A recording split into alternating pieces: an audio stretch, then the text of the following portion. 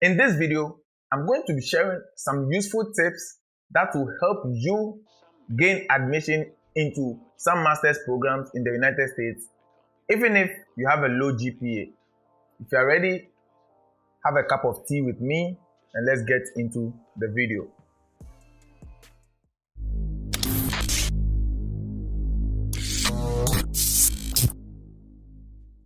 What's happening, my beautiful people? Welcome back to another video on the channel. My name is Richard, and on this channel I provide content that is relevant to your international student experience.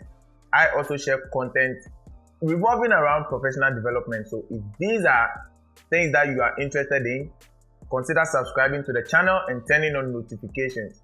I post new videos every week, so turning on notifications means that you are not going to miss any videos that go live on this channel. Also follow us on Twitter at globe_engage to stay up to date with previews and sneak peeks of our upcoming videos.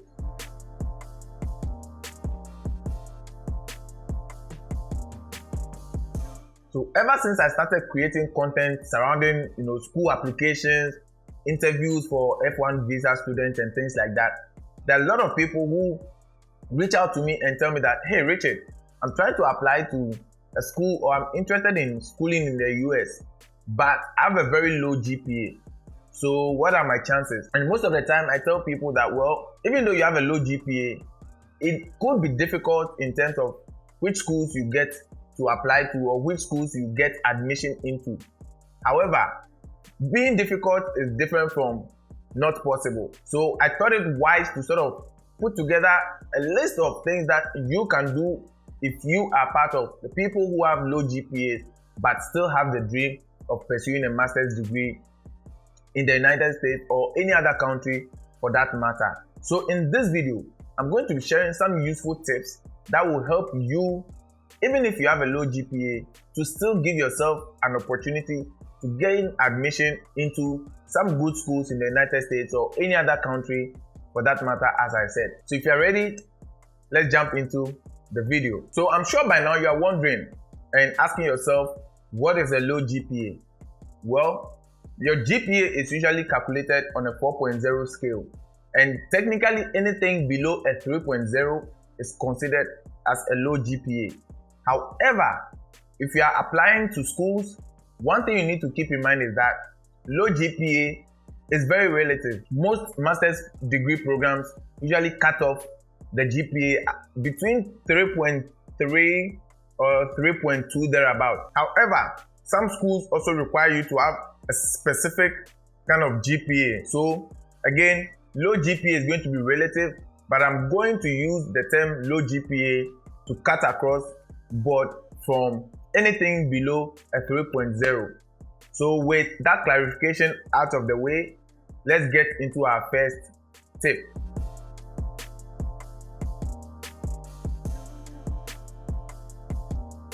The first thing to do is to cast your net wide. Typically, if you're applying to a school, because of application fees and also the tediousness of getting your transcript and getting letters of recommendation, it is advisable to at least have 3 or 4 schools that you can choose from. But if you have a low GPA, your work is going to be a little bit difficult, since you will have to cast your net wider than somebody who has like a high GPA.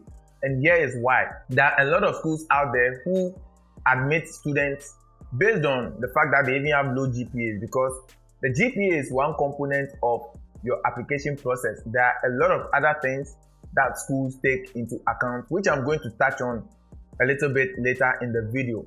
But yes, you want to cast your net wide, research and find a lot of schools that may also have a program that you are interested in. Now, yes, you may not have a lot of options in terms of the schools that you would want to choose, as opposed to if you had like a high GPA.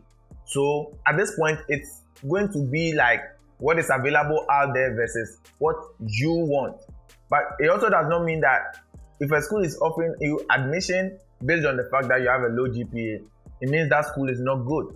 Some schools have those GPA standards set a little bit lower in order to accommodate people from diverse backgrounds. So the first thing that you would have to do is, in your research process, you have to cast your net as wide as possible to find out the schools out there who are going to be admitting or who are open to admitting students even with a low GPA. And I'm going to leave a link to a few schools, or I'm going to leave a list of some schools in the video description that accept low GPAs, and then you can take the research from there. So the first tip for you is that when you're thinking about looking at schools, cast your net wider.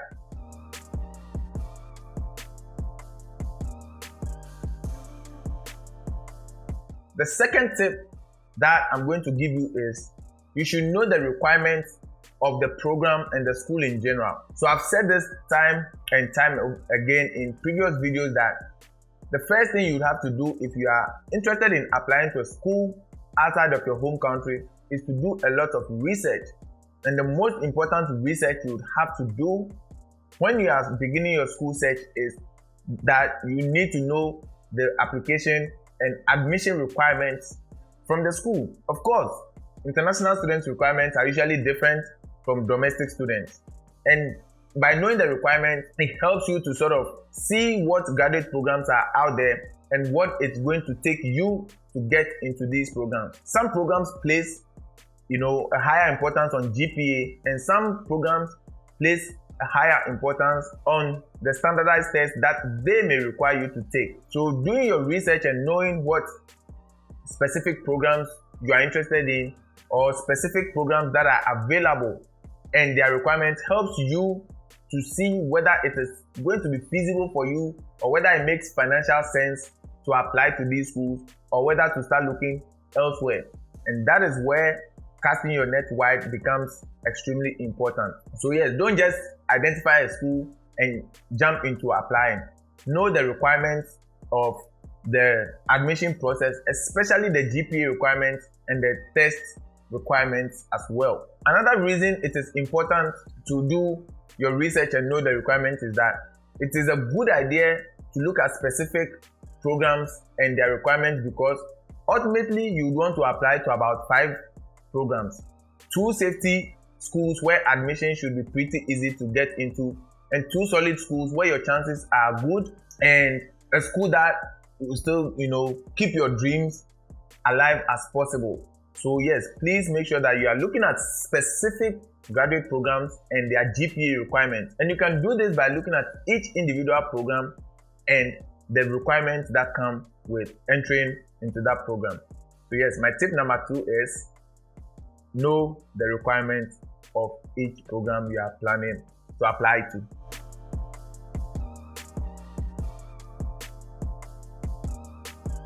The third tip I would give you is that talk to faculty members within a specific program that you are interested in applying to. Or better still, you can talk to the graduate chair of that program.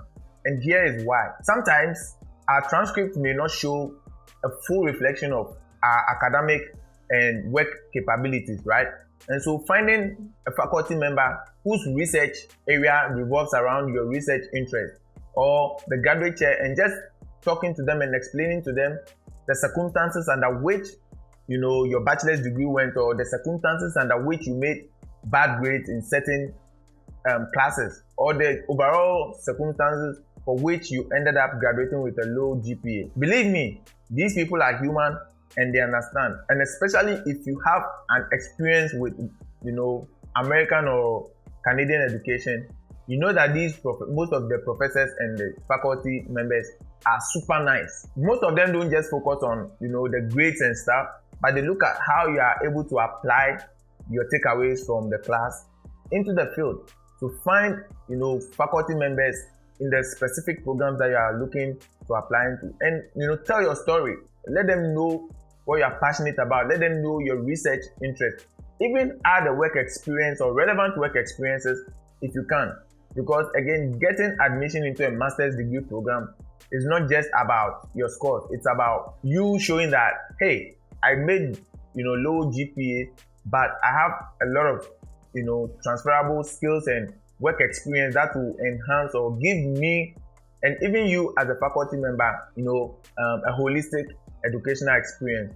So don't undermine the importance of having conversations with faculty members. That helps you to get some amazing feedback in terms of knowing your chances of actually getting into the program, or some other things that you can do to complement your GPA. Sometimes they may even grant you conditional admission and require that you take 2 or 3 extra classes in a specific area.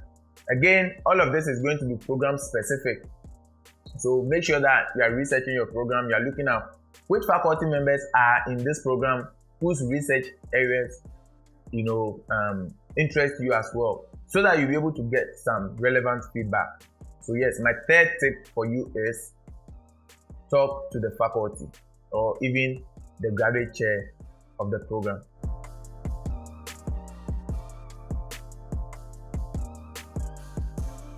The next tip I'm going to share with you is that master the admissions test. Some schools may require you to submit a GRE or GMAT, and all these tests again are super important as far as your admission is concerned. Some schools may not place a high level of importance on these tests, and other schools may place a high level of importance on the test. If you have a low GPA and you are applying into a program that requires you to write the GRE or GMAT, I would give everything I can to make sure I'm making good grades. And here's why. They are going to put those two scores together and say that, okay, this person has potential. This person is not going to come into the program and struggle. So if you find a program that is not required, if you find a program that is not requiring you to take the GRE, amen to that. But if you find a program that is requiring you to take the GRE, please do everything you can to master the test and to pass the test. There are so many online resources, from YouTube videos to ebooks to sample exam questions and things like that. Take some time and focus on the test and make sure that at least you are nailing that test, so that when you apply to the program, you have a good chance of getting into the program just because you made good grades in the test. My tip for you is master the admissions test.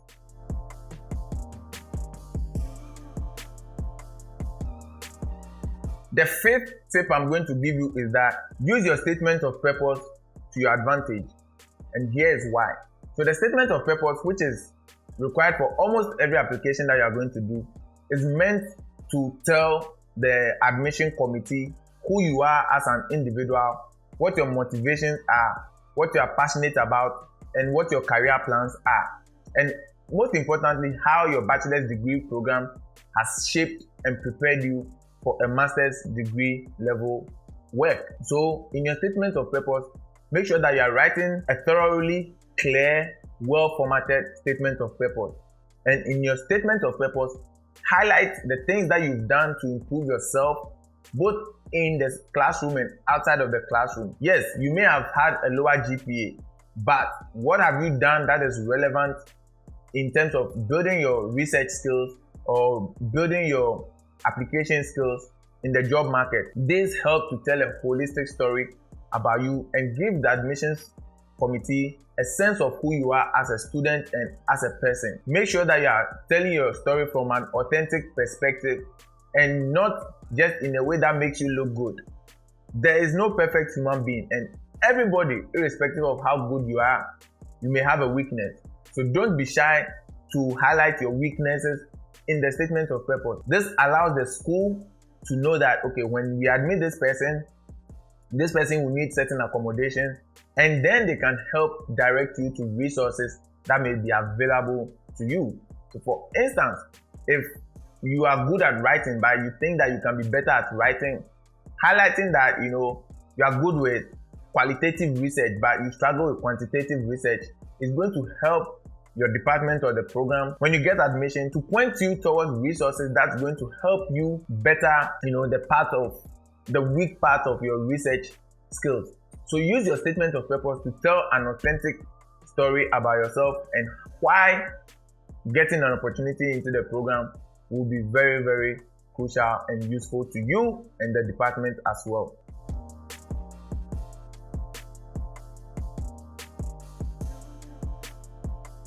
The next tip I'm going to share with you is that share your story with those who are going to be writing letters of recommendation for you. Now, letters of recommendation are 100% going to be required in any applications that you do, whether it's for school or whether it's for a job. And as such, your letters of recommendation can make or break your application. That is why it is important that the people you choose to write letters of recommendation for you are people who know you so well and are people who are going to take the time, make the effort to write a genuinely thought-provoking, unique, tailored letters of recommendation for you. There are some professors who have a generic letters of recommendation sitting on their desktop. So they just edit and then put your name there, send it to the school. I know somebody who did not get into a PhD program because they got bad letters of recommendation. So it is important to choose or find people who are going to authentically write letters of recommendation for you. Now these people can be professors, can be people that you've worked with or had any, professional or academic connections with. Now when asking people to write letters of recommendation for you, don't be afraid to share with them your educational history, your GPA. Like, don't hide anything from them. Tell them what you are passionate about. Tell them some of the challenges you faced while doing your undergrad. Just open up to them, because giving them this information is going to allow them to write a letter that's going to speak to the admissions committee about you and also highlight some of your strengths and weaknesses. Please do not tell somebody you don't really know to write a letter of recommendation for you. What are they going to write, right? So that is one thing. And also don't just wake up one day and tell the person to write a recommendation letter for you when the deadline is literally tomorrow. You are not giving them the opportunity to actually sit and write a good letter of recommendation for you. So yes, share your story, your challenges, your highs, your lows, the struggles you had to go through, and most importantly, how you had to overcome those struggles to get through life in general, or even to get through that stubborn calculus class that you were failing consistently.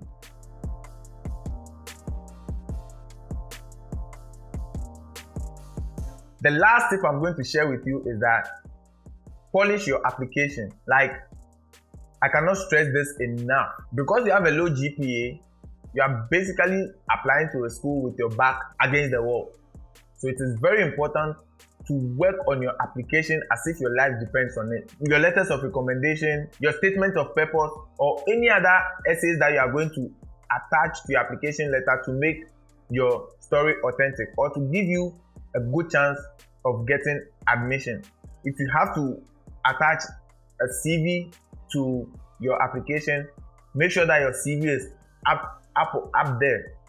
Make sure your CV is looking nice and crispy. Write, revise, proofread, like keep doing that. Let other people look at your application, let them give you feedback.